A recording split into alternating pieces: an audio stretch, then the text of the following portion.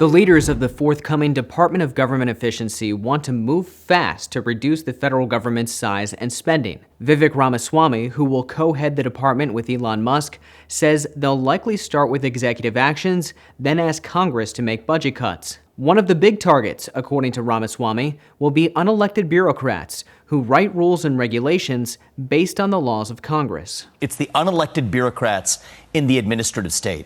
That was created through executive action. It's going to be fixed through executive action. Ramaswamy also wants to target government contractors who he says are overcharging for their services.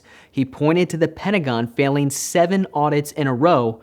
Over half its budget is spent on military contractors. Ramaswamy says they want to finish all their work by July 4th, 2026. We expect certain agencies to be deleted outright. We expect mass reductions in force in areas of the federal government that are bloated. We expect massive cuts among federal contractors and others who are overbilling the federal government. Cutting the budget won't be easy because so much of the money the government spends is mandatory.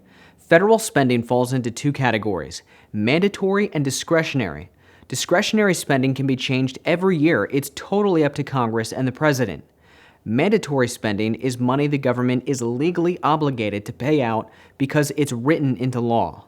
That includes Social Security, Medicare, Medicaid, unemployment, food assistance, and other entitlement programs. Mandatory spending makes up more than half the government's expenses. For example, in 2023, the federal government's total outlay was $6.1 trillion. $3.8 trillion was mandatory, $1.7 trillion was discretionary. The rest was spent on interest payments. Of the discretionary spending, $805 billion was on defense, which lawmakers typically increase every year. That leaves $917 billion on non-defense spending, which is only about 15% of the government's budget.